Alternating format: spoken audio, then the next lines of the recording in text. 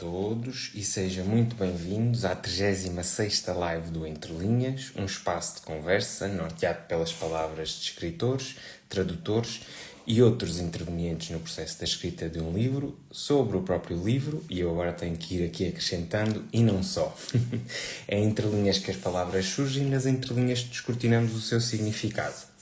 Esta 36ª live decorre no dia no qual, em 1857, foi patenteado o fonógrafo, o primeiro aparelho capaz de gravar e reproduzir sons. Lembramos também a canção do GNR, Portugal na CE, uma vez que 100 anos depois era criada a própria Comunidade Económica Europeia. As músicas realmente sempre fizeram parte das nossas vidas e as letras sempre as abrilhantaram. Por isso mesmo, conjugando esses dois mundos inseparáveis, convido hoje alguém com provas dadas na aliança de ambos.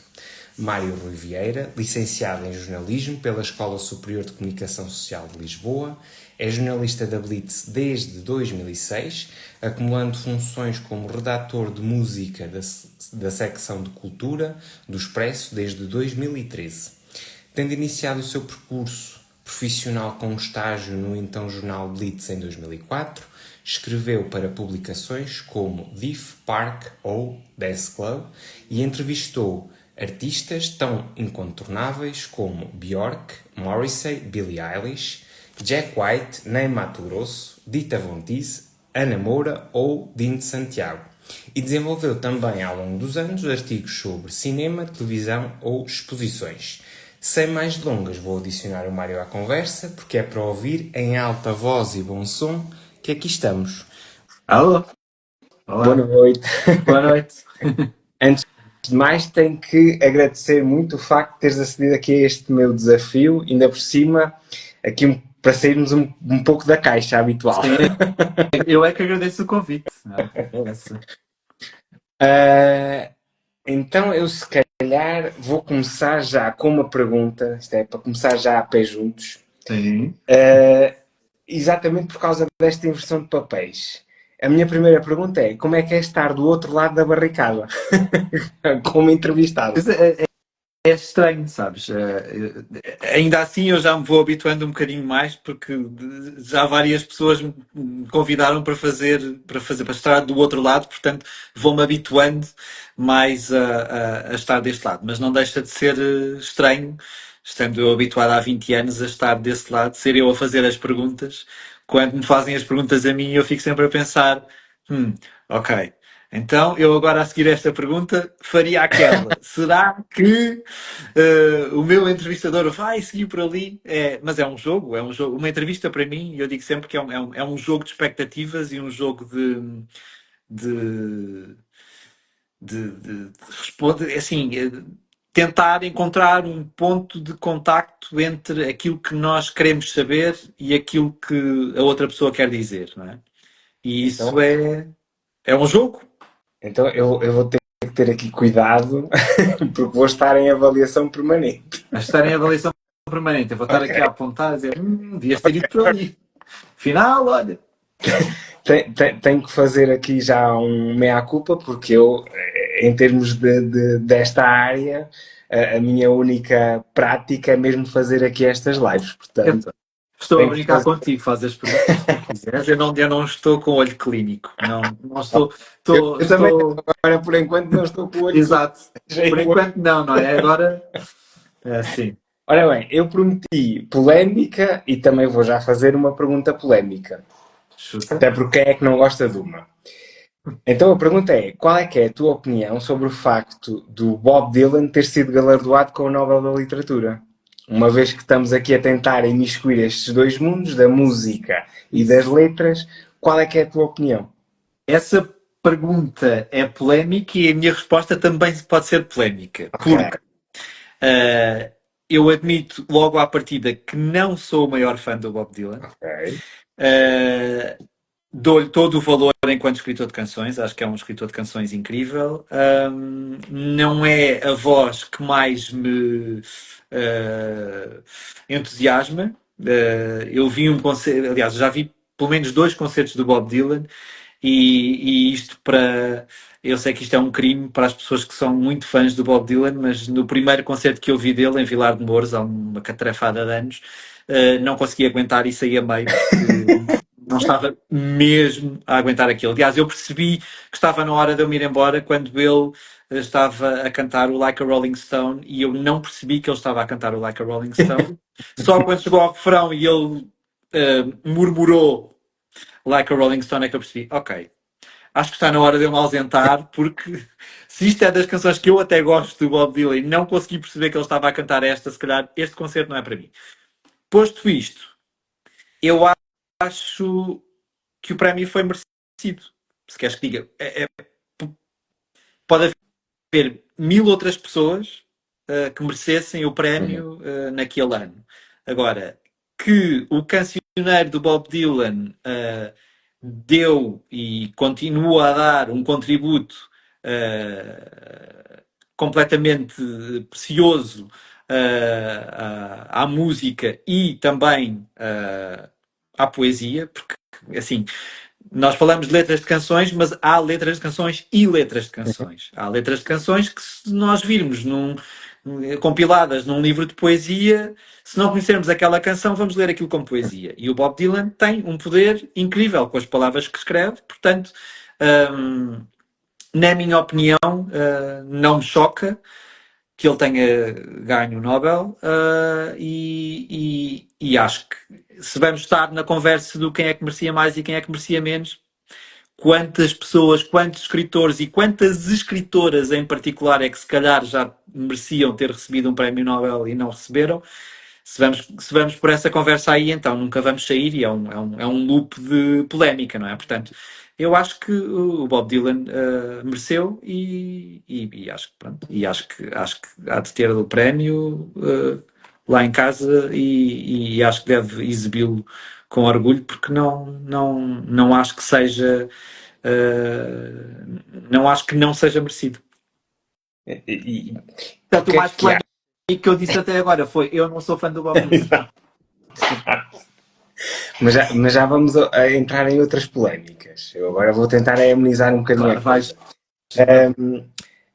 Porque é que achas que a maioria das pessoas não entende as letras das músicas como poesia? Porque é que há essa separação? Ou seja, a música é uma coisa, a poesia e as letras são outra, e não se imiscuem quando, se calhar, a maioria das canções que nós gostamos, sem a música, sem a letra, passariam um bocadinho despercebidas, não sei. O que eu acho é que muitas pessoas que olham para a poesia e com toda a razão de ser como uma arte maior, se calhar olham para a música como uma arte um bocadinho menor quando comparando com a literatura. Então, se calhar, à partida já há um preconceito aí grande logo à partida. E depois, lá está, é assim, há letras de canções que não são propriamente brilhantes, não é? Podem-nos ficar na cabeça e nós gostarmos muito delas, mas tu percebes que aquilo em termos de valor poético, seja isso o que for, se calhar não é assim tão óbvio, não é tão esse valor não está lá. Mas depois, ao vermos outras letras de outras pessoas que efetivamente dão mais valor à palavra, se calhar conseguimos perceber que há ali uma distinção, não é? Ouvir o Bob Dylan não é o mesmo que ouvir uma canção que foi escrita para a Britney Spears, por exemplo. E isto, sabendo eu que se calhar até gosto de mais músicas da Britney Spears do que mais músicas do Bob Dylan, portanto, isto é o que é, mas quer dizer, eu consigo olhar para letras pop mais fácil e mais rápido e perceber que aquilo, em termos de valor poético, não, quer dizer, se calhar mastigam ideias que já milhares de outros poetas escreveram de formas muito mais interessantes. Portanto, acho que há aí essa distinção e nem tudo na música é incrível, tal como nem todos os poetas são incríveis, não é? Há poetas que podem ser muito, muito bons e outros poetas que tentam, mas aquilo se calhar não é assim tão... quer dizer, há boa poesia, quer dizer, eu não gosto muito de pôr as coisas nos termos do bom e do mau, porque isso depende sempre muito, é sempre muito subjetivo. Mas há, sei lá, há boa poesia e má poesia, como há boa música e há má música. Há falta de melhor terminologia para dizer esta ideia. Eu acho que é isso. Há coisas que são, efetivamente, têm um valor que é inegável e outras que, se calhar, pronto, não são assim tão interessantes. E, e então, ainda pegando nesta questão das letras, eh, a que outros cancioneiros é que nós devemos estar atentos? Ou seja, na tua opinião, que outras personalidades da área da música é que escrevem letras que nós devemos analisar com calma? E se passar só da música exatamente para ler num papel ou numa plataforma? Eu lembro-me que quando se falou do Bob Dylan havia muita gente a dizer que o Leonard Cohen seria tão ou mais merecedor quanto o Bob Dylan, não é? Sim, Daquele sim. Nobel. Falamos do Nick Cave. Assim, o que é engraçado no meio disto tudo é que eu estou só a falar. O Leonard Cohen gosto efetivamente muito, mas, por exemplo, eu também não sou o maior fã do Nick Cave. Também lhe dou todo o valor e mais algum. Acho que ele escreve maravilhosamente. Se calhar, para mim, ainda me diz mais do que propriamente o Bob Dylan. Mas não consigo. A voz dele, há qualquer coisa ali que não resulta para mim. Mas, sem dúvida alguma, que o Nick Cave é uma pessoa que escreve de forma incrível. A PJ Harvey, igualmente. E acho que ao longo dos anos ainda foi aprimorando, se calhar até um pouco em sentido contrário ao meu gosto. Acho que ela foi dando cada vez mais importância à palavra e as coisas estão a tornar-se cada vez mais densas no cancioneiro dela, e isso tem-me afastado um bocadinho, que eu se calhar gostava mais da PJ Harvey naquela versão mulher de guitarra e assim uma coisa um bocadinho mais visceral, e eu sinto que ela tem ficado cada vez mais cerebral e isso acaba por me afastar um pouco dela. Mas a verdade é que as letras dela inegavelmente são incríveis. Depois, pá, há tanta coisa. Eu agora lembrei-me de cabeça, porque me lembrei de cabeça, porque entrevistei-o há pouco tempo, uma entrevista que ainda nem sequer saiu, e acho que ele tem-se vindo a tornar um escritor de canções, com o passar do tempo, um escritor de canções cada vez mais incrível. Estou a falar do Perfume Genius. Acho acho que este disco, que ainda não saiu, que sai na semana que vem e que eu, por questões de profissão, já o ouvi, acho que é um disco incrível e as letras, mais uma vez, têm um peso gigante. Há tanta gente, há tanta gente. Eu gosto muito dos Radiohead, acho que o Tom York escreve de uma maneira inacreditável também. Sei lá, há muita gente a escrever muito bem. Há muita gente a escrever muito bem. E mesmo há canções pop muito. Acho que há pessoas que escrevem canções pop de uma forma incrível. Se falarmos da Charlie XCX, eu acho que ela escreve de uma forma incrível. A Lana Del Rey, que toda a gente também, Comentários, não é? também escreve, apesar de eu achar que mais uma opinião polémica de Mário Riviera.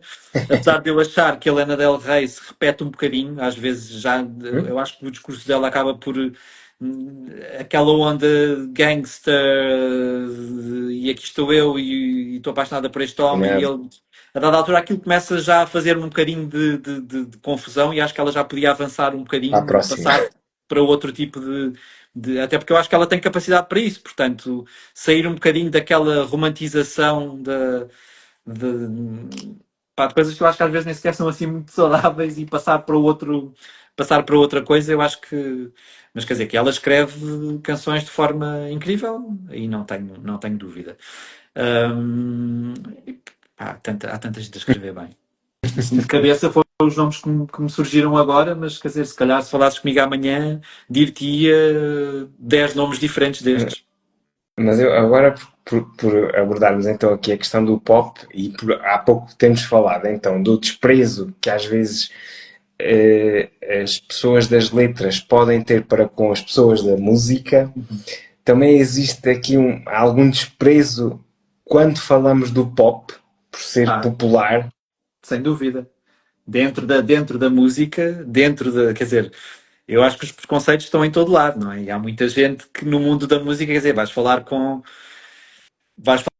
falar com pessoas que estudaram jazz e que só veem jazz à frente e tudo que seja fuja um bocadinho daquilo para eles já é uma coisa um bocadinho menor e isso eu acho que não é saudável para ninguém e acho uma tonteria gigante. Acho que há coisas incríveis no jazz, como há coisas incríveis na pop, como há coisas incríveis no heavy metal, no hip hop. Quer dizer, eu não sou daquelas pessoas que à partida diz eu nunca vou ouvir este género de música porque isto não, sei lá. Uhum. Calhar vou ouvir uma banda qualquer de death metal amanhã e aquilo vai-me dizer alguma coisa, não sei. Não tenho esse tipo, tento ao máximo não ter esse tipo de preconceito e não achar que só porque uma coisa é pop ou é metal ou é isto ou aquilo que à partida já não merece a minha atenção. Eu gosto de me surpreender. Gosto de me surpreender com a música como gosto de me surpreender pelos livros Uhum. também, não é? Sei lá, há coisas que eu à partida se calhar nunca leria, mas se me puserem um livro à frente do Nicholas Sparks, eu nunca li, sei lá, se calhar vou gostar, sei. Não acho que seja. Acho que ainda por cima há fases da vida que se calhar nos levam mais por um caminho e levam mais por outro, e se calhar um livro que eu quero ler no verão não é um livro que eu quero ler no inverno, não Uhum. é? Sim, Pronto, sim. há uns anos aconteceu uma, e eu até tinha trazido aqui, não sabia para onde é que a conversa ia, Já e trouxe, e lá, se trouxe, calhar, já trouxe vamos lá. pronto, mas trouxe um livro aqui só para te dizer esta minha experiência, que eu não sei Sim. se já leste, se não. Não. Pronto, que é Não, inacreditável, não sei. é um dos livros da minha vida, eu li-o Ok. há 3 anos, é inacreditavelmente bom, é uma coisa que eu não consegui despregar daquele livro e estava a lê-lo. É um livro super duro e eu Uhum. estava a lê-lo de férias num sítio onde estava a ir à praia todos os dias. Portanto, foi Não se complicado. contava muito. Eu diria à partida que não era o sítio certo para eu estar a ler isto, mas se calhar até era, porque ao mesmo tempo em que eu estava a ir à praia e a apanhar Sim, sol, dava para estava a ler uma coisa desligar. super densa, e então conseguiu atenuar ali um bocadinho. Se eu Desligar. estivesse a ler este livro no inverno, fechado em casa, a chover lá fora, muito provavelmente não tinha corrido bem. E se calhar tinha percebido, olha, isto não é para mim neste momento, porque é demasiado duro para eu estar a ler agora. Mas lá está, isto para te dizer que depende sempre muito, depende da disposição, depende agora. O que eu acho é que as pessoas, à partida, se tiverem uma mentalidade mais aberta e mais livre nesse sentido, se calhar vão sentir menos frustradas, que é uma coisa que eu acho que está No geral, muito presente hoje em dia, é uma frustração geral nas pessoas, se elas se mantiverem menos fechadas naquilo que acham que é para elas, se abrirem ao mundo de uma maneira diferente, se calhar essa frustração atenua um bocadinho e vão surpreender com coisas que à partida diriam: eu não, eu nunca gostaria disto, eu nunca na vida pensei que fosse gostar disto. Eu gosto, é isso que me dá mais prazer. É uhum. eu ouvir um disco ou ler um livro e pensar: não dava nada por isto, e na verdade tornou-se uma coisa que eu adoro. Eu acho que isso é super saudável. Eu, eu, por acaso, assim, brincando um bocadinho com o tema, eu costumo dizer que etiquetas só na roupa e mesmo essa dão-me comichão e eu tenho que as cortar, portanto. Completamente, completamente, e perfeitamente, concordo plenamente. E agora, por causa das letras, eu lembrei-me porque, pronto, eu ouvi foi esta semana, o novo álbum da Capicua e eu estou sempre em êxtase com o novo álbum da Capicua porque acho que é das melhores letristas que nós temos Completamente, atualmente. Agora completamente. estava a lembrar e tive que dizer, Completamente. tive que dizer. Eu ainda não ouvi o disco com a devida atenção, infelizmente. Ouvi-o numa viagem que fiz este fim de semana, uma vez, e houve logo ali duas músicas que me ficaram na cabeça. Uma eu acho que se chama Uhum. Bravas, que eu achei inacreditável, inacreditavelmente boa, mas quer dizer, não me surpreende, porque eu acho que a Capicua é exatamente aquilo que tu estavas a dizer, é uma pessoa que escreve de forma incrível. E acho que ela, acho que se calhar merecia darem-lhe mais valor do que aquilo que lhe dão. E pronto, mas é assim, ela está cá para construir o seu percurso e acho que cada vez mais vai abrindo o seu leque de admiradores e isso é bom. Claro que não vai ser o prato de muita gente, porque então neste disco em particular, que é um disco bastante politizado, se calhar há muita gente que à partida vai logo tipo, não, isto não é para mim, mas Mas se ela calhar também depois há está outras muito pessoas, preocupada com isso. ela não está muito preocupada com isso, efetivamente. Portanto, E agora tentando aqui buscar novamente aqui o tema das letras. Achas que as músicas podem contar histórias e podem entrelaçar-se na nossa história? Ou seja, as músicas têm aqui um papel preponderante aqui ao longo da nossa vida. eu acho que sim. Eu acho que eu consigo associar automaticamente momentos da minha vida com determinadas canções, com determinados álbuns também, não é? Porque às vezes não é só. Há álbuns inteiros que se calhar contam uma história que te fica e que te marca naquele momento. E é uma coisa interessante que me aconteceu. Eu acho que não me aconteceu assim tantas vezes, mas aconteceu-me uma vez em particular e eu lembro muitas vezes deste exemplo. Um dos livros, para não dizer que é o livro da minha vida, eu li-o na faculdade, aconselho de um professor que tive na faculdade, 1984, do George Orwell, que para mim é tipo, então, nos momentos que nós vivemos neste momento, ler aquele livro eu acho que devia ser obrigatório. Uhum, E eu não sei sequer se está no Plano Nacional de Leitura, não faço ideia. Eu li-o na faculdade, nunca tinha ouvido falar daquele livro até entrar na faculdade, nunca tinha ouvido, quer dizer, teria ouvido falar dele, mas não em âmbito escolar, nunca me tinham uhum, falado dele. Uh, e, e eu estava a ler esse livro na faculdade e andava muito comboio na altura e andava a ouvir muito Depeche Mode. uhum, E o que ficou e ficará para sempre na minha cabeça associado àquela história, porque os Depeche Mode têm uma canção chamada Policy of Truth, e há muita coisa que vai ao encontro daquilo que se fala naquele livro tão incrível, tão. Uh, Quer dizer, é um exercício de futurologia inacreditável, porque tu lês aquilo e começas a olhar à tua volta e a pensar, ou este homem viajou do futuro para o passado. É certo que no ano de 1984 nós não estávamos naquele momento, mas em 2025 estamos a não estamos encaminhar-nos tão bem. para uma coisa, infelizmente, muito parecida com aquilo que ele descrevia ali. Uhum, E pronto, eu já me afastei da pergunta que tu fizeste. Eu acho que sim, que há momentos da nossa vida que nós conseguimos, em que a nossa história pessoal se entrecruza com canções. Isso aconteceu desde sempre.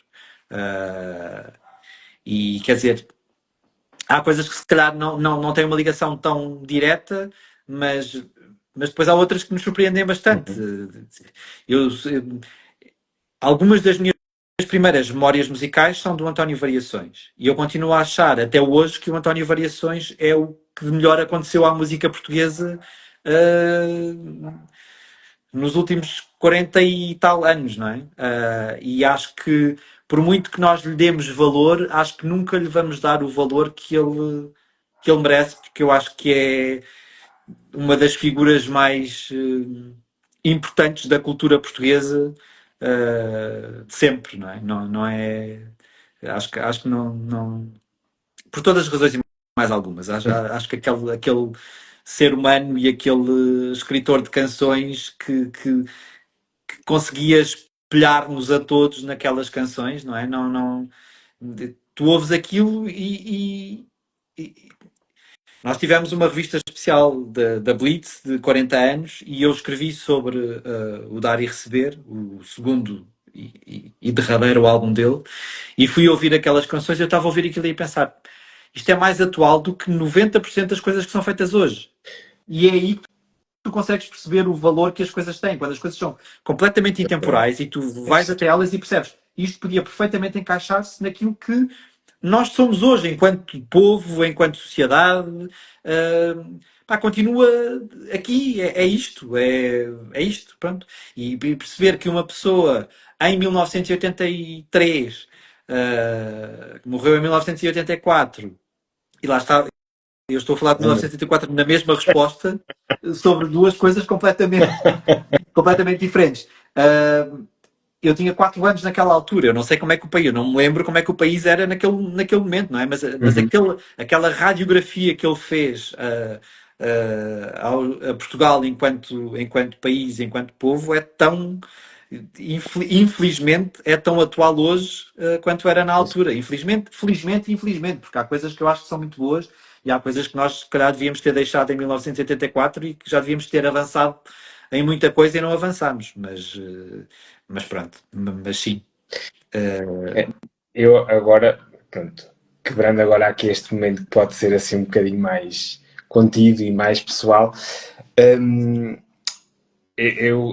dá uns tempos para cá, aquilo que faço exatamente para tentar manter na memória essas músicas que estão presentes em determinados momentos, eu vou fazendo playlists de viagens. Uhum. Enquanto estou na viagem, faço uma playlist, tenho músicas do país ou que falam sobre o país para onde vou e depois ao longo da viagem vou colecionando mais algumas e depois aquela fica a playlist da viagem e Uhum. portanto sempre que eu ouço alguma música daquela playlist Voltas à viagem que fizeste. recordo exatamente recordo determinados momentos da viagem. Eu por acaso não faço isso. Não, por acaso não é muito normal eu fazer uma viagem e ir à busca de artistas daquele país. É mais normal eu fazer uma viagem e ir à procura de autores daquele país. Eu faço. Estou-me a lembrar, eu há 2 anos estive no Egito Uhum. e por acaso tenho um amigo meu que vive em Portugal, mas que é egípcio, e perguntei-lhe na altura: olha, dá-me sugestões de um autor que seja mesmo importante eu ler. E comprei o livro, está ali naquela pilha de 20 livros que tenho na mesa de cabeceira por ler ainda, mas está ali e hei de chegar a ele. E se calhar isso para mim é engraçado, porque vou mais aos livros do que propriamente à música. Não, mas eu vou aos dois, Pronto, eu tenho os livros e tenho a música. tens as duas coisas, pronto. Eu vou aos livros mais, se calhar. É, outra pergunta. Quando tens de fazer a análise de um álbum de determinado autor, normalmente o que é que te chama mais a atenção primeiro? A música ou a letra? Eu acho que primeiro o que me chama a atenção é o ambiente geral do disco. Ok. Depois aí então, se calhar, começa a esmiuçar as letras e a perceber o que é que há ali nelas que as poderá unir, não é? Qual é que é o ambiente emocional do disco. Portanto, eu acho que anda um bocadinho hand in hand uma coisa com a outra. Não te consigo dizer que vou primeiro à letra. Às vezes acontece eu ouvir as canções e perceber, epá, isto eu quero prestar mais atenção ao que este artista está a dizer. E se calhar aí vou automaticamente à procura da letra e tentar perceber o que é que está ali. Mas eu acho que inicialmente é o ambiente geral, sonoro, até porque as palavras podem ser muito bonitas, mas eu dou, se calhar, às vezes, demasiada importância à voz. Se a voz não tocar aqui num fiozinho qualquer que eu tenho dentro, vai ser muito difícil para mim eu gostar daquilo. Ok. Há artistas que, por isso é que eu te dizia há bocado, assim, o Bob Dylan é o que é porque a voz dele não me diz nada. O Nick Cave não é que a voz dele não me diga nada, mas eu acho que acaba por ser um pouco trauma também com o Nick Cave, na verdade, porque eu comprei um álbum dele chamado Murder Ballads, Uhum. quando andava na faculdade e não estava a passar uma fase propriamente muito boa naquela altura. Eu comprei o disco e vendi-o a uma colega passado 5 dias porque não consegui efetivamente ouvir aquilo, mas foi uma reação mais física até. Eu não estava a conseguir aguentar aquele nível de sombrio. Ok. E então acabei por. Há uma. Eu sou um posto de contradições. Há uma das canções da minha vida que é do Nick Cave. Pronto. Que é Where the Wild Roses Grow, que é um dueto com a Kylie Minogue, que é, para mim, dos melhores duetos de todos os tempos. É uma canção incrível, super negra. Um, e foi, se calhar, por essa canção até que eu comprei o Murder Ballads, porque está nesse disco. E depois ouvi o resto e pensei, não, isto fica muito mais negro do que isto e eu não consigo, neste momento, ter estofo para aguentar um disco assim tão negro. Então acabei por me desfazer dele. Pronto. Mas isto para te dizer que a voz é muito importante para mim. Portanto, na verdade, antes de eu prestar efetiva atenção à palavra, se a voz não tiver assim tanto impacto em mim, eu se calhar não vou chegar à fase da palavra, porque a voz automaticamente me afastou. E também não te consigo dizer que tipo de voz é que, porque nem te consigo explicar o que é que faz com que uma voz me conquiste, porque há muitos fatores aí, há coisas que eu acho que tem que ter uma personalidade vincada. Acho que acima de tudo é isso. Pode ser mais aguda, pode ser mais grave, pode ser o que seja, tem de ter ali uma coisa que me fez olhar para aquilo e perceber isto é o único. Pronto. Pois, temos de reconhecer, não é? Sim, sim. De por onde der. Sim, e às vezes tu tens muitas vozes muito parecidas e tens pessoas que acabam por, se calhar, de forma propositada ou não, ir buscar um bocadinho um timbre mais parecido com aquilo. Eu acho que é assim. Há uns anos na pop, tudo, artistas novas que tu ouvias, cantavam todas de uma forma muito parecida com a Rihanna, por exemplo. Acho que a voz dela fez escola ali num determinado momento e eu a dada altura só pensava, pá, estas sucedâneas da Rihanna a mim já não me dizem nada. Se eu quero ouvir, vou ouvir o original, não vou ouvir esta que está a imitar aquela e aquela que já está a imitar aquela que imita aquela. Não. E tens esses exemplos em Portugal também. Eu acho que já falei disto várias vezes. Eu acho que o Tomás Wallenstein dos Capitão Fausto também fez escola. Há uma série de bandas que tu vês hoje em dia e que tu ouves e pensas, pá, isto é. Então, vamos. Eles gostam daquilo, pá, mas ok. Tem de haver um certo nível de originalidade para eu conseguir dar a atenção devida a determinado disco, a determinada banda ou determinado artista. E agora, falando outra vez das histórias, mas aqui relacionadas com as entrevistas. Das entrevistas que já fizeste, alguma te trouxe uma história peculiar? Ui. Calhar várias. Tantas que eu não. Isso é daquelas perguntas sempre difíceis de responder, porque para já tenho tendência sempre a pensar nas mais recentes, não é? Porque são muitas mesmo. Há umas que me marcam, obviamente, por razões. Sim, eu quando entrevistei a Björk sempre foi uma das minhas grandes referências, não é? Portanto, no momento em que eu chego à conversa com a Björk, só tudo ali é importante. É uma história que me marcou, não é? Não é? Toda a história daquela entrevista marcou-me, porque eu estava. É muito raro eu ficar nervoso já ao fazer uma entrevista hoje em dia. E ali estava extremamente nervoso na noite anterior e não sei o que. Eu fiquei assim. A partir do momento em que eu soube que ia entrevistar a Björk, fiquei. Ok, isto vai ter que. Até porque ela não é propriamente uma pessoa. Tu não sabes muito bem como é que ela reage, não é? Sim, Não é uma pessoa fácil. E nem foi, de fácil leitura, não é? não, mas foi incrível e a entrevista correu super, super bem. Fiquei super contente porque depois a dada altura tu começas a colocar em ti um nível de exigência tão grande que é esta pessoa já fez tantas entrevistas. Como é que eu vou conseguir não aborrecê-la, não é? Eu tenho conseguido encontrar aqui coisas pá, que se calhar perguntas que nunca ninguém lhe tenha feito, ou chegar a perguntas pá, que a façam pensar e muitas das vezes eles já estão tão habituados a responder a perguntas às mesmas perguntas tantas vezes que a dada altura aquilo já é um bocado automático, não é? Já sai a resposta toda, já está ali a resposta toda formulada na cabeça deles e aquilo já sai como. Pronto.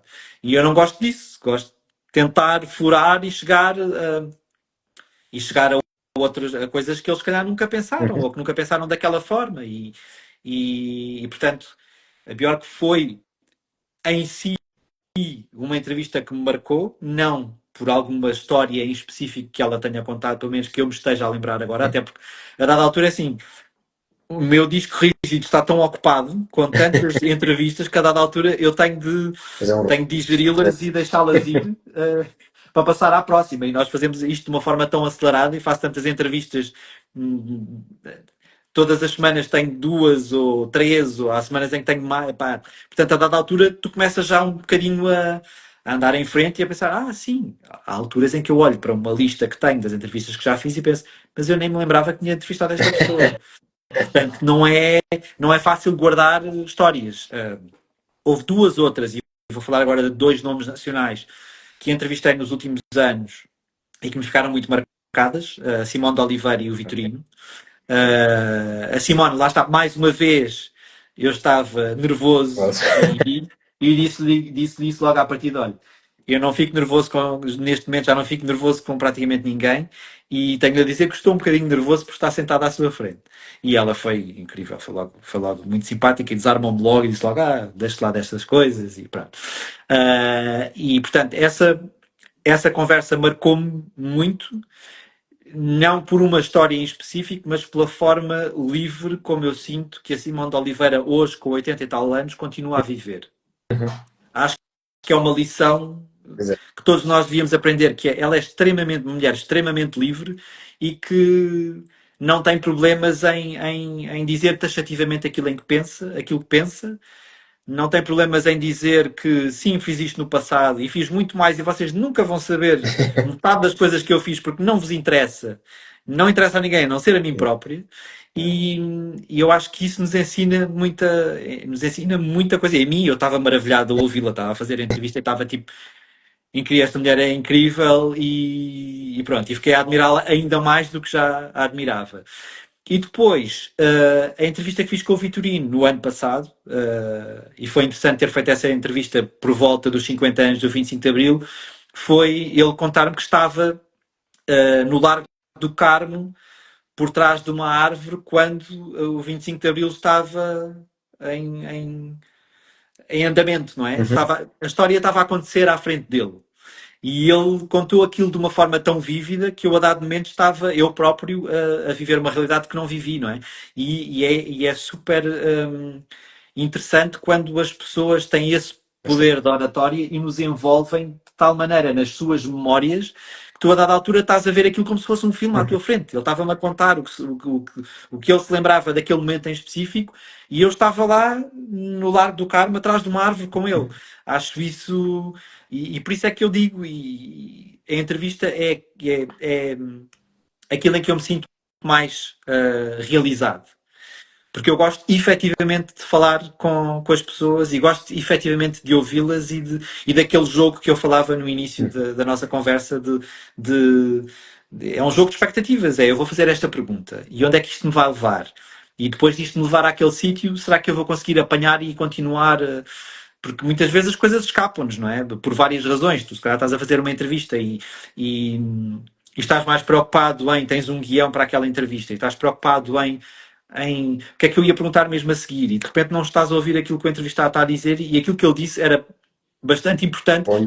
para tu chegares àquele ponto. Uhum. E às vezes, quer dizer, depende de muita coisa, depende de muitos fatores, depende de tu estares mais concentrado naquele momento, não estares, porque a tua cabeça está a mil com outras coisas ou com outras preocupações, e às vezes tentas sempre focar-te naquilo, mas às vezes o teu cérebro não colabora, não é? Portanto, é difícil.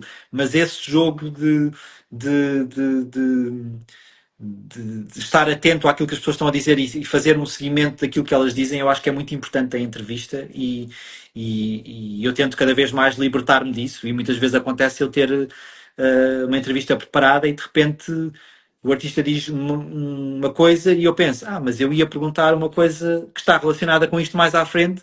Que estupidez, eu não vou agora de repente fazer com que Barra.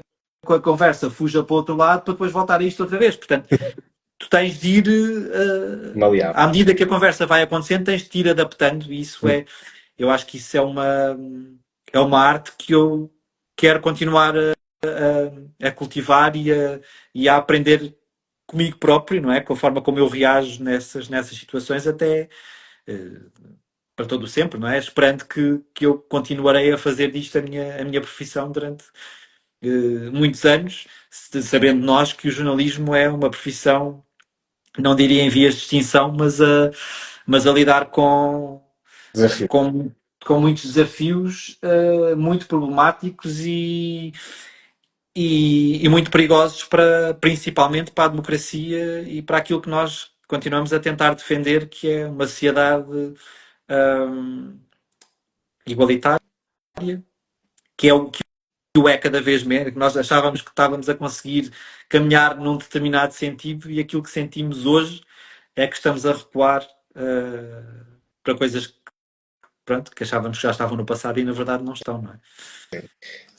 A liberdade de expressão cada vez é mais muda para repressão, não é? mas sabes que a história da liberdade de expressão também leva ali a muitos becos sem saída, Sim, sim. porque uma coisa é a liberdade de expressão e outra coisa é o discurso de ódio e as pessoas. Aquela ideia de que tudo se pode dizer sem consequências, tu efetivamente podes dizer tudo. Agora, há coisas que tu dizes que podem e devem ter determinadas consequências, porque podem ser bastante perigosas para, para outras pessoas, não é? Uhum. O incentivo ao ódio é bastante perigoso e nós cada vez mais estamos a lidar com situações dessas no dia a dia e eu sei que agora, por exemplo, está muito na ordem do dia uma série chamada Adolescência, que toda a gente anda muito a ver, e isso faz com que, se calhar, nós começamos a perceber-nos que o que estamos a passar às novas gerações é muito perigoso, não é? Porque Uhum. aquelas ideias não são incutidas na cabeça dos nossos adolescentes porque vêm do ar, não é? Exato. Há coisas Sim, sim. muito específicas que acontecem e, aliás, basta tu veres quem são os gurus deste tipo de discurso para perceberes que quem é que são as pessoas que estão até por trás destes gurus, não é? Portanto, isto é tudo muito perigoso e essa história da liberdade de expressão tem muito que se lhe diga e tem cada vez mais que se lhe diga porque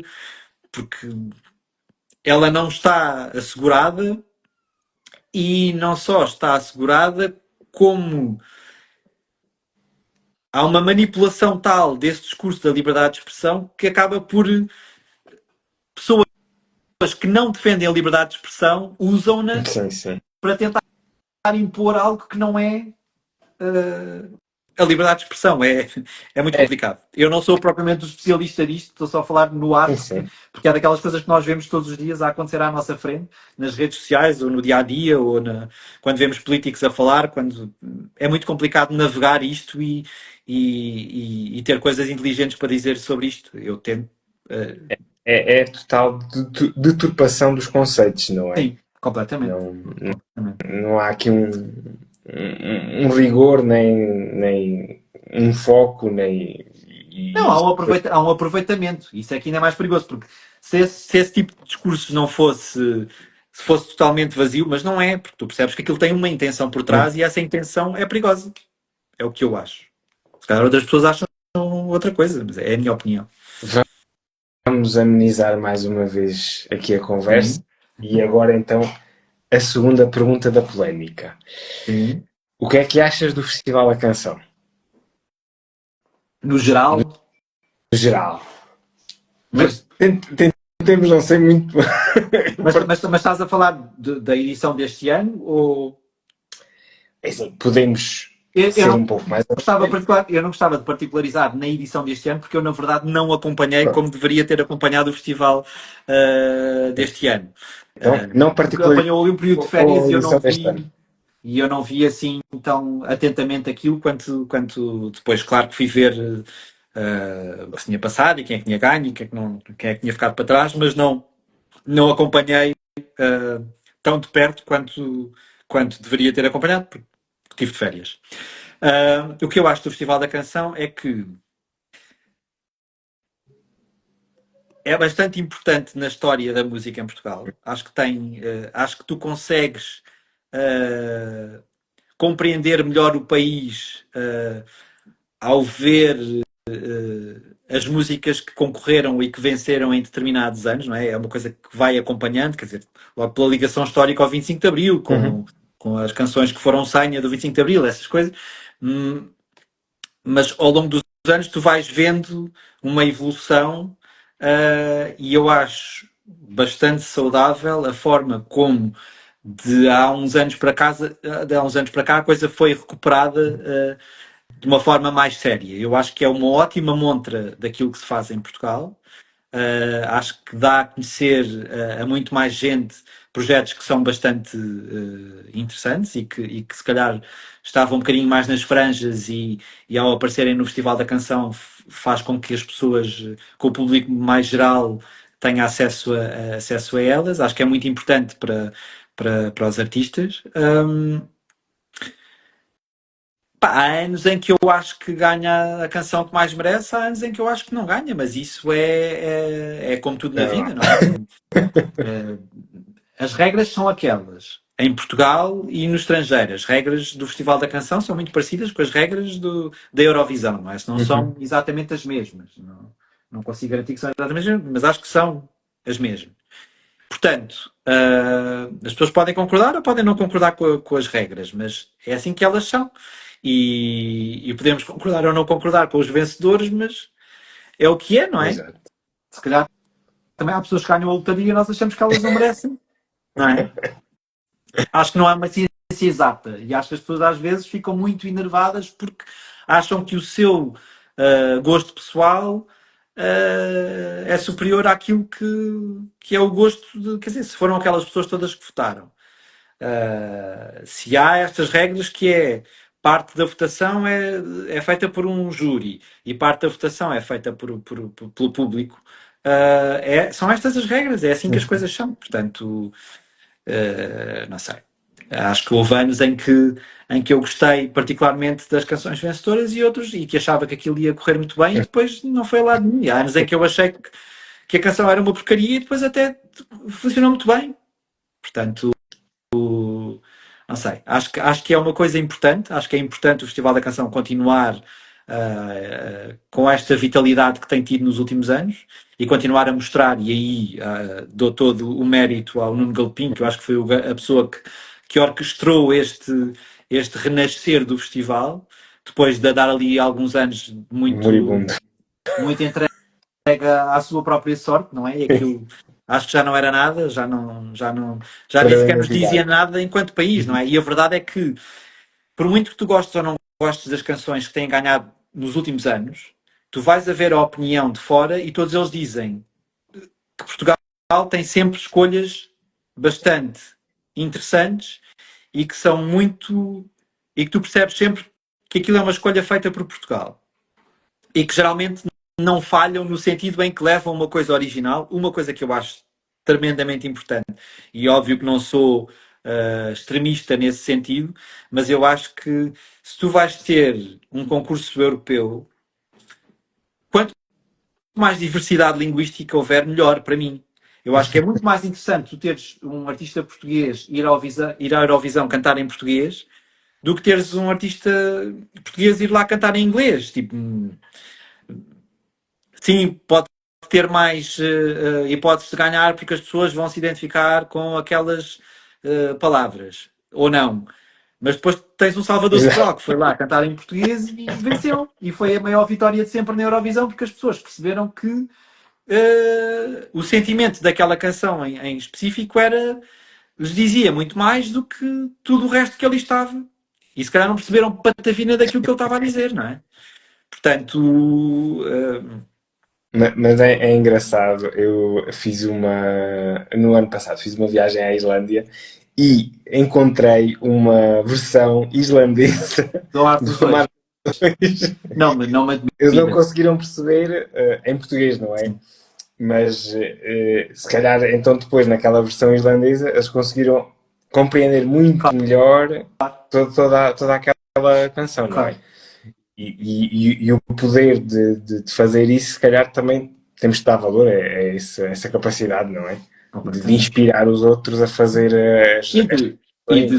de derrubar barreiras linguísticas, Exatamente, não é? E exatamente. eu acho que é interessante que tu vês isso, felizmente, a acontecer cada vez mais. Eu acho que o monopólio da música anglo-saxónica está, está a levar rumos de todos os lados. Quer dizer, tens a música, tens o K-pop, a música sul-coreana, que Uhum. está a puxar muitos miúdos cada vez mais. Apesar de também teres muitos artistas K-pop que já se estão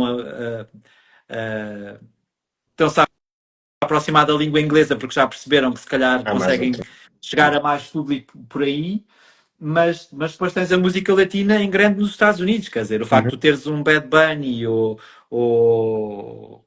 teres um Bad Bunny nos Estados Unidos a ter bastante sucesso, ou teres a Rosalia a ter bastante sucesso na Europa, ou teres a Anitta a entrar nas tabelas internacionais. Tudo isso é super saudável e faz com que as coisas não se tornem tão monótonas, não é? Eu acredito que todas estas coisas enfureçam bastante o Donald Trump, porque já percebeu que se calhar até a música americana está a começar a perder algum gás relativamente à Exato. música feita noutros países. Mas felizmente a globalização serve para tudo, não é? Não é só para defender os interesses de determinados países e defender as suas São monótonos. hegemonias, não é? Uhum. Regressando então aqui à ligação da música com os livros. Como é que surgiu o convite da livraria Lelo para participares na análise do espólio literário da Amy Winehouse? Olha, na verdade, foi um convite que me caiu ao colo e eu nem sequer não estava mesmo à espera daquilo. Depois percebi que tinha sido uma pessoa que trata da comunicação da livraria Lel que sugeriu o meu nome, porque há de ter lido alguma coisa que eu tenha escrito, e provavelmente sobre a Amy Winehouse. Eu ainda no ano passado, quando estreou o filme, sim, o biopic, eu escrevi sobre o filme e é provável que tenha sido por aí que eu me lembro, foi a última coisa que eu fiz acerca da Amy. Portanto, muito provavelmente foi por aí que chegaram até mim e foi um trabalho que me deu um gozo imenso, porque eu acho que mergulharmos na coleção de livros de uma pessoa é perceber uma série de coisas acerca dela.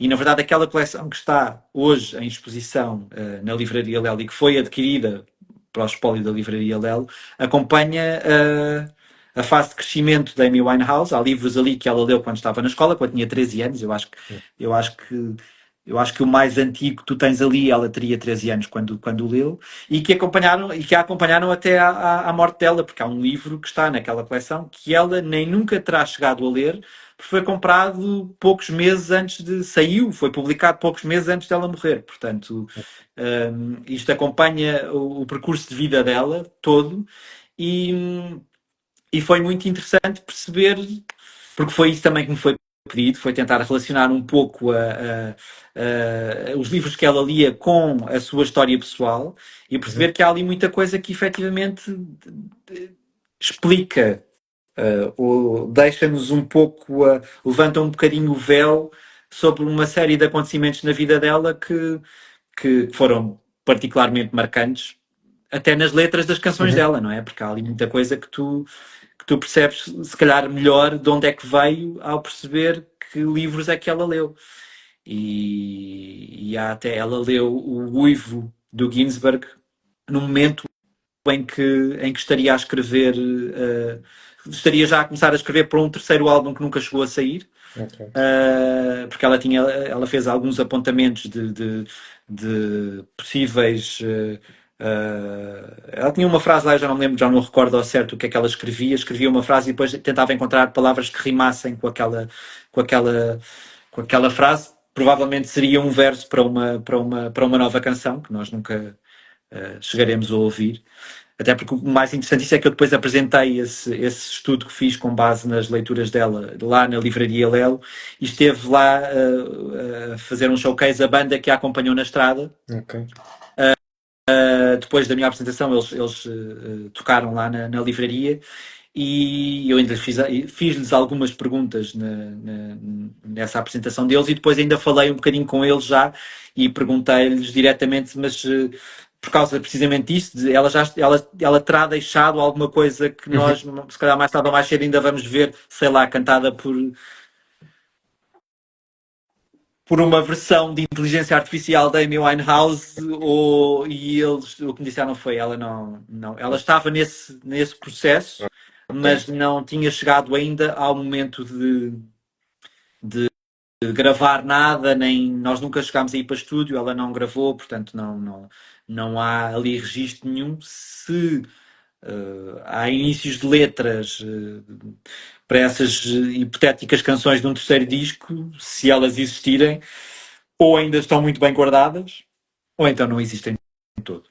Mas pronto, o convite foi-me feito de uma forma inesperada e eu gostei muito desse trabalho. Era uma coisa que eu nunca tinha sequer pensado que poderia vir fazer, não é? Vir a fazer. E de todo esse espólio, há alguma coisa que te surpreendeu mais?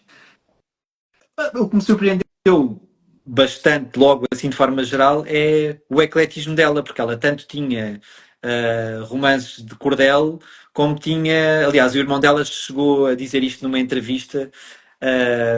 que ela era uma leitura, era uma, como é que ele dizia? Era uma intelectual envergonhada, porque escondia os livros do Bukowski que tinha lá em casa, escondia-os e do Chekhov e não sei o que, estavam lá escondidinhos, mas depois tinha aqueles romances da.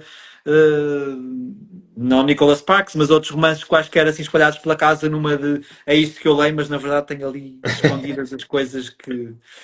Portanto, ela tinha uma abertura muito grande e lia coisas muito diferentes. Gostava muito de novelas gráficas também. Ok.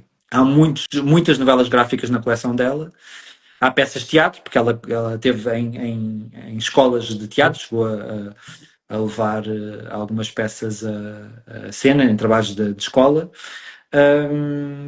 Tinha muitas biografias também, biografias de artistas que ela admirava, do Frank Sinatra, sei lá, pá, muita coisa. Frank Sinatra, o Anthony Kiedis dos Red Hot Chili Peppers, o Bob Marley, tinha ali muitas coisas muito diferentes e tu percebias que ela efetivamente devorava os livros, porque muitos dos livros tinham apontamentos, muitos deles tinham marcas visíveis de que tinham sido bem usados. Aliás, eu até cheguei, nessa apresentação que fiz, cheguei a dizer isto, que é, eu sou daquelas pessoas obsessivo-compulsivas que não consegue escrever num livro. Eu não consigo fazer apontamentos nas margens. Não, para mim, um livro, eu quando acabo de lê-lo, ele está o mais direitinho possível. Às vezes, até quando a lombada começa a ficar assim meio dobrada, aquilo irrita-me. É um problema que eu tenho. Mas ela escrevia muito, escrevia à caneta. Tipo, as coisas estão lá e ficam. E ainda bem que sim, porque senão eu não tinha conseguido fazer este trabalho, não é? Não tinha conseguido perceber o que é que lhe passava pela cabeça ao ler aquelas páginas daqueles livros. Mas é uma coisa que eu efetivamente não consigo fazer. Eu nem dobro os cantos do livro. Eu tenho sempre um ou outro.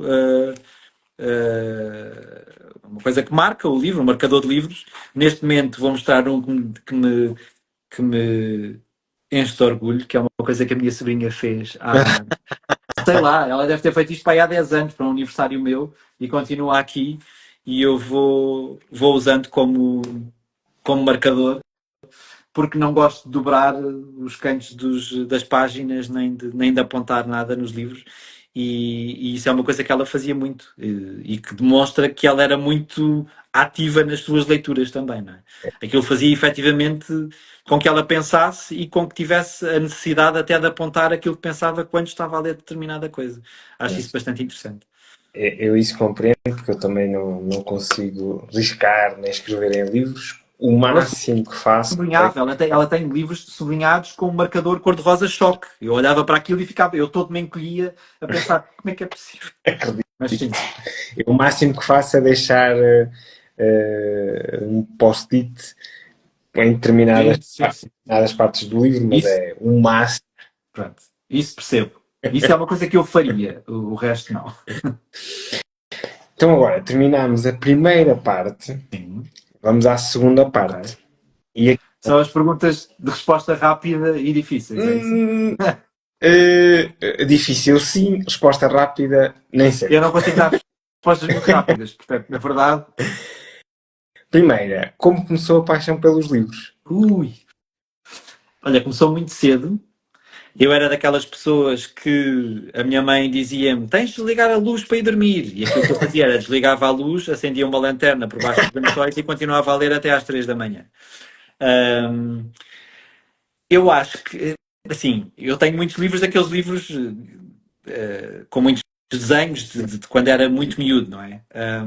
Mas os livros que me fizeram desenvolver uma paixão pela literatura foi a coleção Uma Aventura de Ana Maria Magalhães e de Isabel Assada. Não consigo dizer outra coisa porque eu devia ter para aí, sei lá, eu não sei, a coleção dela já vai provavelmente perto dos 100 livros ou mais, não faço a mínima ideia. Já podia. Mas eu até para aí ao 30, ao livro número 36 ou 37, tinha todos e li-os, e quando chegava ao fim do livro, voltava a coleção ao início. Imagina, eu comprava o número 36 lia ao número 36 e voltava ao número 1 e voltava a ler tudo até ao número 36 e depois saía o outro e eu voltava a fazer. Eu devo ter lido a coleção inteira que tinha, pai, umas 20 vezes. A, Não, e não a estou a lombada, exagerar. a lombada do primeiro já não devia estar muito Já boa. não. Já não. Mas eu voltava ao início, era aquilo. Pronto. Depois houve outras coleções dessas infanto-juvenis que também me puxaram muito por mim. Havia uma que era o Triângulo J, que às vezes até era um bocado mais esotérica, e eu também achava muita piada aquilo, também me levava para outro universo que era completamente diferente. Quer dizer, a premissa se calhar era parecida, mas a forma daquele escritor escrever era completamente diferente. Era Uh, um pouco mais adulto, era um bocadinho, sim. Mas um depois havia outro que era o patamar Clube das Chaves, um Clube das Chaves que também era um bocado na mesma onda, que eu também gostava muito. Pá, e depois a partir daí comecei a ler coisas que a maior parte delas nem sequer eram para a minha idade e eu já estava a lê-las. Portanto, e continuei a ler de forma muito intensa até entrar na faculdade. Quando entrei na faculdade comecei a ler livros mais técnicos. técnicos e tirando aquilo que eu acho que muito provavelmente os únicos livros que eu li durante a faculdade foram 1984, sugerido por aquele meu professor. Eu não me lembro do nome dele, infelizmente. Era Jorge, mas eu não me lembro do apelido dele. E ele sugeriu-nos o 1984, que eu devorei e adorei, e apresentou-me a um outro escritor que, para mim, é provavelmente o meu autor português favorito de todos os tempos, que eu já conhecia porque já tinha visto um filme e que tinha gostado muito, baseado num livro dele, e, mas nunca tinha lido nada dele. E li O Físico Prodigioso, do Jorge Sena, e adorei aquele livro. E depois acabei por ler também Os Sinais de Fogo, que para mim é dos melhores romances que nós temos sempre português, e, e li-o já depois, muitos anos até, já depois de ter visto o filme, e fiquei completamente conquistado pelo Jorge de Sena e pronto. Portanto, depois da faculdade, demorou muito tempo até eu voltar a ler de uma forma Claro. mais regular, porque depois lá está, assim, começas a trabalhar, ainda por cima, eu que trabalho com Sim, escrita, não é? E que exato. todos os dias escrevo e todos os dias leio, e a dada Começar altura eu uma chegava a casa e pausa. a última coisa que me apetecia era pegar num livro e lê-lo.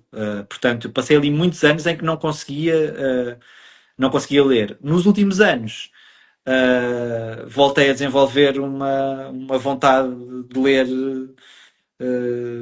como já não sentia há muito tempo, e tenho lido muito, muito mais. E há uma coisa que eu tenho feito e que me ajuda também, até porque comecei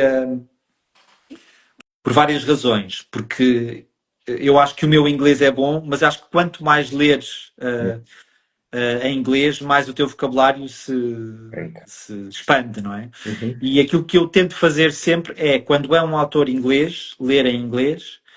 O meu francês é péssimo, mas se eu chegar a um autor francês e achar que tenho coragem para pegar no livro em francês, também vou tentar lê-lo. Também já li em castelhano, e aí acho que é perfeitamente fazível, porque eu acho que as traduções podem ser muito boas, mas muitas vezes há muita coisa que tu perdes ali na tradução. E as coisas que mais me irrita é eu estar a ler um livro traduzido e perceber que aquilo não está bem traduzido. É das coisas que mais me enerva. E eu acho que, infelizmente, as últimas experiências que eu tive com livros traduzidos estavam muito mal traduzidos. Eu já ouvi dizer que se calhar há editoras que, que trabalham com muito bons tradutores e que aquelas editoras, que posso estar seguro e vou ler uma tradução que aquilo está muito. Mas há outras que se calhar não prestam tanta atenção a isso, e das coisas que mais me enerva, porque eu todos os dias traduzo coisas também, não é? Uhum. Porque todos os dias eu leio artigos em inglês e entrevistas em inglês e não sei o quê, então tenho que traduzi-los, não é? Que seja mentalmente, seja ao escrever um artigo com base nisto ou naquilo que li em inglês. E portanto, apercebo-me de coisas que eu, ao ler uma má tradução, consigo perceber o que é que estava escrito no original e o que é que levou a pessoa a escrever, a traduzir aquilo de forma errónea. E isso enerva-me bastante. Portanto, tenho lido muito em inglês nos últimos anos. Esta pergunta era suposto eu fazê-la aqui no final, mas eu acho que tem algum sentido fazê-la agora. Hum. Que é, tendo em conta que nós já falámos aqui de alguns livros e de livros que te marcaram, três recomendações literárias, sendo que o número pode ser um pouco aumentado, expandido. Olha, tal como eu te dizia há bocado, eu antes de coisa fui ali ver, olhar para os meus livros e fui buscar dois que nos últimos anos me marcaram imenso. E depois adiciono um terceiro, porque é um dos livros, é mais um dos livros da minha vida. Este que eu te falava há bocado, Olha A lá, Little Life, e peço desculpa porque eu não sei Uma Pequena Vida, na vida. eu acho Sim, que a tradução é mesmo é. Uma Pequena Vida. E este, Young Mongo, que Esse ainda não li, mas eu li o Shaggy Bane. pronto, o Shuggy Bane, a minha questão com este autor é que eu li o Young Mongo primeiro, Ok. e é posterior ao Shuggy Bane, e as críticas que eu li depois ao Shuggy Bane eram maravilhosas, e depois de ler o Young Mongo, quando li o Shuggy Bane, continuei a preferir o Young Mango. Portanto, não sei o que é que isto diz a uma pessoa que gostou muito do Shaggy Bane, Ok. e se calhar vais ler este livro e vais pensar, ok, continuo a preferir o meu primeiro amor, que foi o outro, mas ele escreve de forma incrível. Uhum. Este livro é super bonito, super triste também em determinados momentos, mas é muito, muito, muito bom.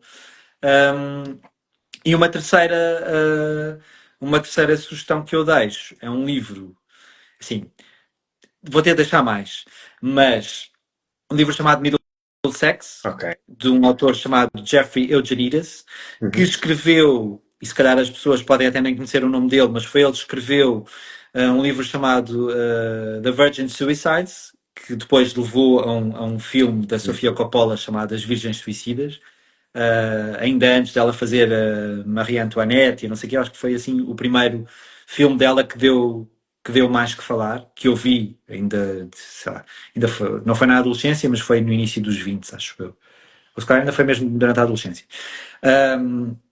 E esse livro, Middlesex, é um dos livros que mais me marcou. É um livro muito intenso, que tem a ver com uma personagem que nunca percebes muito bem. Acompanhas o percurso de várias gerações da família dela, dessa personagem, e depois acabas por perceber um pouco a forma como ela vive a vida dela, com base naquilo que os seus antepassados fizeram. A família dela tem ascendência grega e os avós mudam-se para os Estados Unidos e depois criam a vida lá e pronto. E pá, é incrível, é uma história incrível e é daqueles livros que eu mais tarde ou mais cedo vou ter de reler. Eu, quando era miúdo, relia muitas vezes livros e depois, a dada altura, deixei. É muito raro eu voltar a um livro que já li, hoje em dia. Mas eu acho que o Middlesex, mais tarde ou mais cedo, eu vou querer voltar a ele, porque, porque é um livro tão rico que eu acho que não devo ter conseguido digeri-lo todo na fase em que o li. Outra sugestão, que é uma sugestão mais geral, que é provavelmente o meu escritor favorito dos últimos 20 anos, que é o Michael Cunningham, que me dá bastante raiva porque eu acho que ele escreve de uma maneira sublime e de uma maneira. Eu acho que ele consegue de forma bastante simples, não acho que a escrita dele seja demasiado rebuscada, acho que é bastante acessível, mas escreve de uma maneira tão bonita que tu não consegues escapar àquela escrita dele. Os livros dele são sempre muito bem escritos e até podes não. Óbvio que tenho uns favoritos e outros que gosto menos, mas eu nunca fiquei desiludido com o livro do Michael Cunningham. Tenho, pá, há um que para mim é o meu favorito e que se calhar nem sequer é aquele que estará nas pessoas que gostam do Michael Cunningham, não é aquele que estará no topo da lista, que se chama, em inglês chama-se Flesh and Blood, e eu não me lembro mais uma vez porque li em inglês do título em português, mas é um dos primeiros, eu acho que ainda é anterior às Uhum. horas, e também lá está, também é a história de várias gerações de uma família e também ficou muito, muito marcado. Mas o Michael Cunningham, assim, sei lá, Se calhar o que sugeriria menos foi o último que eu não fiquei, não foi aqueles que me encheu mais as medidas, que se chama Day, Uhum. saiu no ano passado. Sim. E eu não fiquei assim muito convencido com o livro, mas pode ter a ver também com a fase em que o li, não é? É daquelas coisas que não. Mas é. No topo das minhas sugestões estará sempre o Michael Cunningham. Ok. Sim, senhor. Já temos aqui, pelo menos que eu tivesse aqui anotado, 5 sugestões. A próxima pergunta é, para um jornalista, eu tenho que sempre agora aqui reformular, e a próxima pergunta então vai ter que ser aqui muito bem reformulada. Para um jornalista, como é que é encarar um papel em branco, uma folha em branco? Depende. uh, Depende, porque. Quer dizer, se for. Depende. Se for por uma questão de trabalho, se eu olhar para uma página em branco no Word e tiver de começar a fazer um texto do nada, a sensação é bastante diferente do que se eu olhar para uma página em branco e já tiver, por exemplo, uma entrevista que vai servir de base àquele texto, não é? Mas não é. Não sei, eu na verdade nunca tinha pensado muito nisso. Eu olho para uma página em branco e se eu tiver um prazo muito apertado, pode-me afligir um bocadinho, não é? E nós lidamos com prazos muito apertados diariamente, Uhum. não é? Portanto, às vezes é.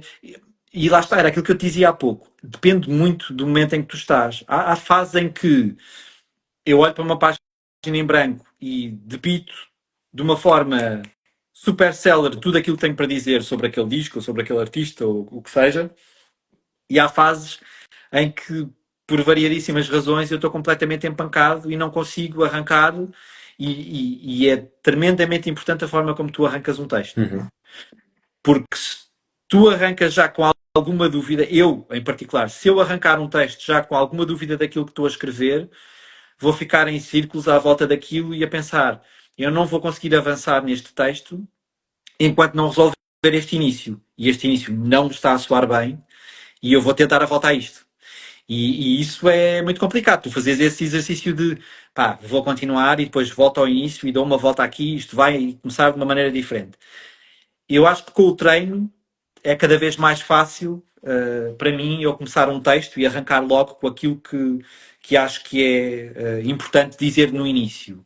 Mas lá está, há dias em que não estou minimamente inspirado e em que é difícil arrancar é arrancado a ferros, determinado texto, e eu às vezes leio as coisas e penso, pá, isto foi mesmo tirado a ferros, eu não estava minimamente. E o mais estúpido é que às vezes até é um texto sobre um artista de quem eu gosto muito, ou sobre um disco de que eu gosto muito, e às vezes a nossa criatividade falha-nos, não é? Porque para escrever, E também exigimos mais de nós, sim, não é? para escrever determinados artigos, se for escrever uma crítica a um disco, por exemplo, a criatividade está muito em força ali, não é? Numa entrevista, se calhar é um bocadinho diferente. Mas numa crítica eu tenho de conseguir fazer com que as pessoas tenham vontade de ler aquilo, não é? Portanto, tenho de puxar ali um pouco pela minha criatividade. Se for dar uma opinião menos favorável àquele disco, tenho de conseguir fazer com que as pessoas percebam o porquê de eu estar a dizer aquilo. Não é? Tenho de justificar muito bem aquilo. Acontece o mesmo com um disco que eu elogio muito, não Uhum. é? Tenho de arrancar ali, explicitar os meus argumentos. E isto leva-me àquela história de que as pessoas têm uma ideia pré-concebida do que é o jornalismo. E o jornalismo é muita coisa. O jornalismo não é só ser objetivo, não é? Há uma cadeira que eu tive na faculdade chamada Géneros Jornalísticos. Portanto, o jornalismo não é só entrevista, não é só notícia pura e dura, não é só reportagem. Há artigo de opinião também no jornalismo. Portanto, quando as pessoas têm aquela ideia de um jornalista tem de ser imparcial. Sim, a imparcialidade, para já, é uma utopia, não é? Ninguém consegue ser completamente imparcial, porque todos nós temos a nossa história de vida que informa as nossas opiniões, não é? Por muito que tu queiras não dar a tua opinião, ela está lá sempre intrínseca, não é? Por muito que tu não consegues escrever um texto completamente objetivo, é impossível. Só a escolha das palavras já é uma coisa subjetiva, não é? Portanto, e lá está, num artigo de opinião, isso obviamente Parece uh, mais ainda. está ali bem explícito e eu tento sempre ao máximo, eu não sou, e acho que fazer uma crítica negativa, eu digo isto muitas vezes, é muito fácil tu detonares completamente um disco, um livro, é muito fácil. Também é muito fácil tu dizeres que aquilo é a melhor coisa do mundo. Tu conseguires perceber que tudo tem coisas boas e coisas más, ou coisas que são mais eficazes e coisas menos eficazes, e, e tentar explicar por que razão é que este disco é um disco muito equilibrado por causa disto e por causa disto, ou porque é que este disco podia estar mais bem conseguido do que isto. Pá, é muito mais difícil tu fazeres este, Análise. este balanço, não é? E perceberes que tens de conseguir encontrar ali, mesmo que eu não goste nada de um disco, eu vou sempre andar ali à procura de algo que me faça compreender porque é que aquilo foi feito daquela forma e, e porque é que aquilo. Porque às vezes eu posso ter uma opinião acerca de um disco super popular, muito negativa, mas se aquilo diz alguma coisa às pessoas, se aquilo chegou às pessoas com aquela intensidade, eu tenho que conseguir perceber porque é que chegou. Há ali qualquer coisa que é visivelmente eficaz, não é? Por muito que eu não goste, aquilo é eficaz. É sim. E se é eficaz, é porque de alguma maneira há de estar bem feito, não é? Porque senão não chegava às pessoas, não é? Eu não acredito naquela coisa do as pessoas gostam de tudo e pode ser uma grande porcaria que as pessoas vão gostar. Se fosse uma grande porcaria, eu acho que se calhar as pessoas não gostavam, não é? Ou não havia assim tanta gente a gostar. Portanto, há que perceber que, por muito que eu não goste, aquilo pode estar muito bem feito. O que eu posso, o máximo que eu posso fazer é justificar a minha opinião. Uhum. Vamos para a penúltima pergunta. E esta, se calhar, pode ser. Eu tenho sempre a ideia que a última pergunta é a mais complicada, mas se calhar para ti esta será mais complicada do que a última. Logo veremos. Eu tento aqui, ao longo das conversas, amealhar também músicas, porque existe uma playlist do Entre Ok. Linhas. E então, a minha pergunta é, tentando aqui brincar um bocadinho, é que músicas ou músicas tens ouvido mais recentemente daquelas que queres destacar? Olha, desde o início do ano houve dois discos em particular que eu ouvi bastante. Ok. O disco do Bad Bunny, Ok. de forma até bastante surpreendente para mim, porque eu não sou o maior fã do Bad Bunny. Sempre achei, tal como acontece, por exemplo, com o Drake, eu não consigo aquele mumbling, aquela forma de cantar ou de rapar que é muito murmurada e é muito. Parece até um bocadinho cansada às vezes, aquilo não me. Acho que falta ali uma energia que. Pronto. Mas este isto do Bad Bunny, se calhar até pelas letras que traz e pela forma como ele tornou este disco uma coisa muito identitária. Uhum. Este disco é um disco sobre a família dele, sobre Porto Rico, que é o país dele, a forma como ele dedica este disco às suas raízes, indo buscar até música que tem mais a ver com o seu país. Houve ali qualquer coisa que me deixou assim mais virado para o Bad Bunny quando eu nunca tinha estado particularmente virado para o Bad Bunny. E há uma canção que se chama Baile Inolvidable, que é, pá, que eu acho incrível, é super bonita.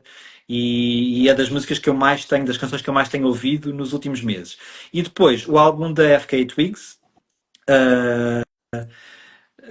que se chama Eu Sexua, que também é. Mas lá está, eu a FK Twigs desde o início que gosto, portanto eu já estava à espera, a fasquia já estava alta e ela conseguiu, com um disco bastante diferente do último que eu tinha achado incrível. Eu acho que cheguei a dar 5 estrelas ao álbum anterior dela. Gostei mesmo muito, que era um disco super denso Este disco é um bocadinho diferente, é um disco um bocadinho mais livre. Há uma canção que se chama Striptease, que também me ficou vincada na memória nos últimos tempos. Um, mais o quê? Pá, ouvi o disco, gostei muito do disco da Márcia também, gostei muito do disco dos Linda Martini, falando português, gostei muito do disco da Capicua. Canções em específico, tenho de pensar, porque se calhar não estão assim, se calhar estou a pensar nos discos e não estou a pensar em canções em específico.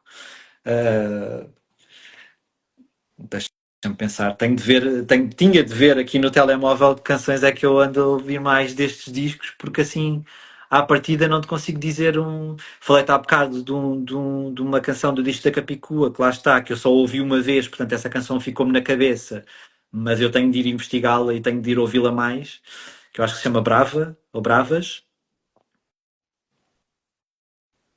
não sei, mais o Pronto. quê.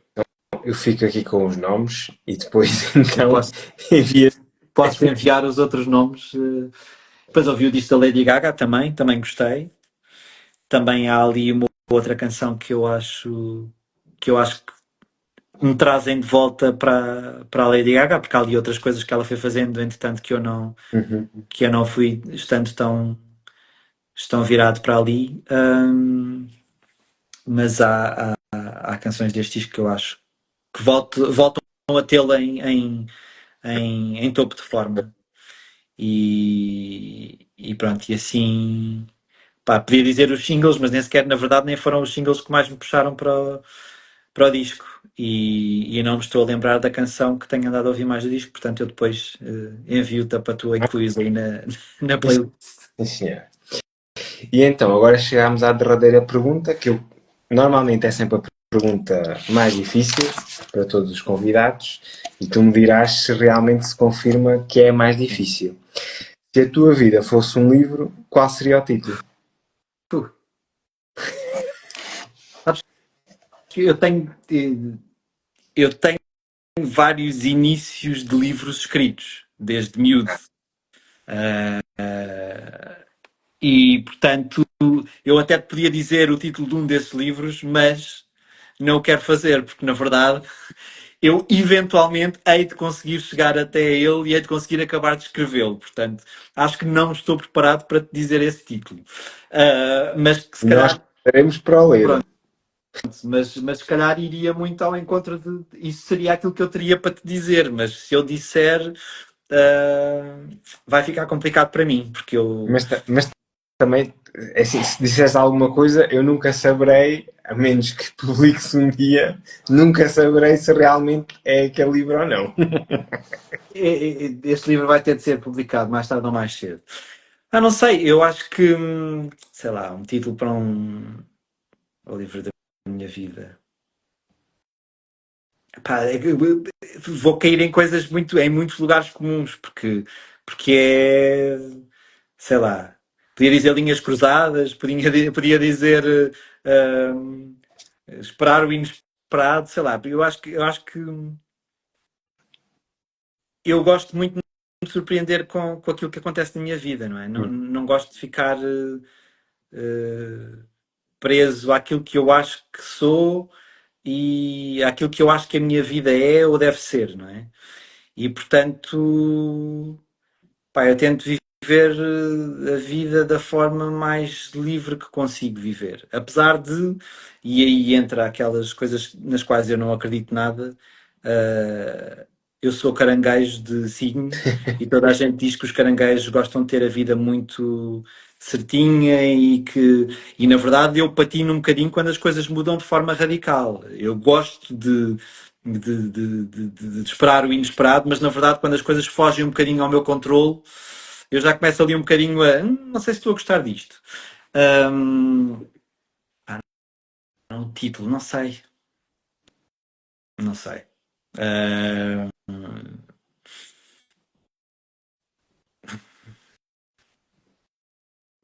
Compreender o inesperado? Não sei, olha, não sei. É muito difícil para mim.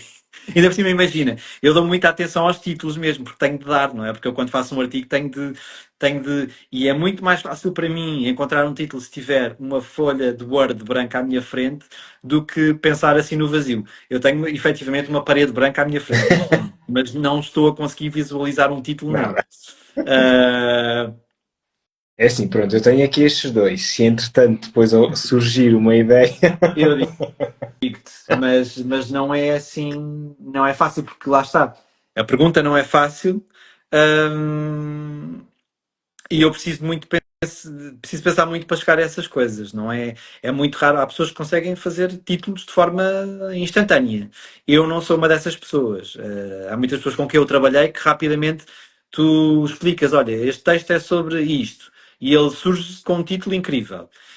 E eu preciso de pensar e muitas vezes de fazer muitas tentativas até chegar ao título certo. Já houve muitos artigos meus e muitas entrevistas minhas que os títulos até à última hora estiveram ali a ser trabalhados e pronto. E às vezes acho que chega a uma solução bastante eficaz e outras nem tanto, não é? Às vezes olho para os títulos e penso, isto não diz nada daquilo que está no meu texto, mas eu não estava a conseguir desbloquear aquilo e pronto. E depois pode ser que eventualmente um editor ou alguém que vá ver aquele texto depois de mim consiga encontrar um título melhor. Mas é difícil porque eu dou muita importância aos títulos. Portanto, Ok. olha, não sei.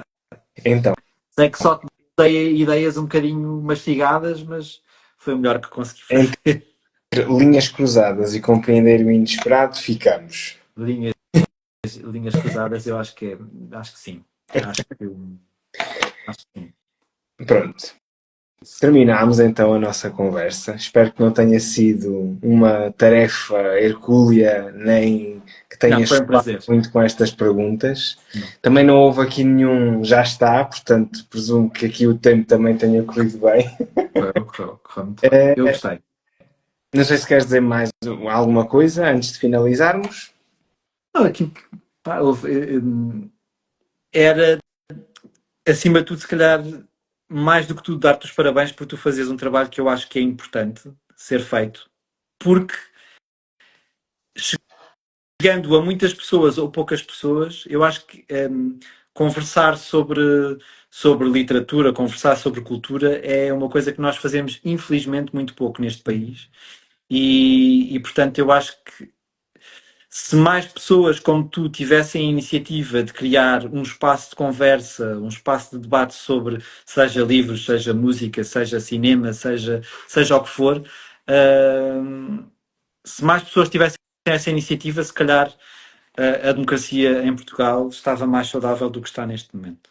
É o que eu acho. E, e a liberdade de expressão não seria deturpada em termos de conceito, se calhar, não é? Exatamente, também isso. Isso também. Pronto, obrigado mais uma Obrigado, vez Bel. por este convite e até uma próxima. Obrigado. Até à Obrigado. próxima. Sim. Tchau, tchau.